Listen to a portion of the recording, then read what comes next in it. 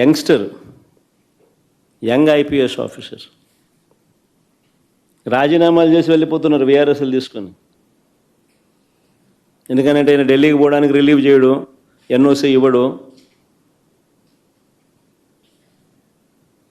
So ఇక్కడే ఉండి ఈయనతో వేధింపులు ఎందుకు అని చెప్పి ఏకంగా రాజీనామాలు చేసి వెళ్ళిపోతున్నారు వీఆర్ఎస్ఎల్ తీసుకొని.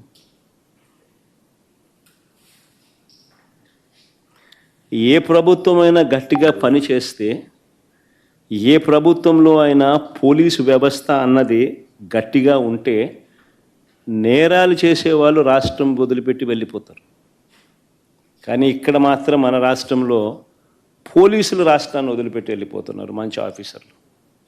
నేను అడుగుతా ఉన్నా, చంద్రబాబు నాయుడు గారు ఇన్ని సంవత్సరాలు 45 ఏళ్ళ ఇండస్ట్రీ అంటాడు, ఇన్ని సంవత్సరాల రాజకీయ జీవితం అంటాడు. నేను అడుగుతా ఉన్నా, చంద్రబాబు నాయుడు గారికి రాజకీయ పార్టీకి మౌలికంగా ఉన్న హక్కులు ఏమిటో చంద్రబాబు నాయుడు గారికి తెలియదా అని అడుగుతా ఉన్నా. మరి పెద్ద మనిషి ఇన్నాళ్ళు రాజకీయాలు ఎలా చేశాడని అడుగుతా ఉన్నా. మీటింగులు పెట్టుకోవడము, ప్రజల దగ్గరకు వెళ్ళడము, ప్రజలను చైతన్యవంతులను చేయడము, ఇవన్నీ రాజకీయ పార్టీలకు ఉన్న హక్కులు కావా అని అడుగుతా ఉన్నా.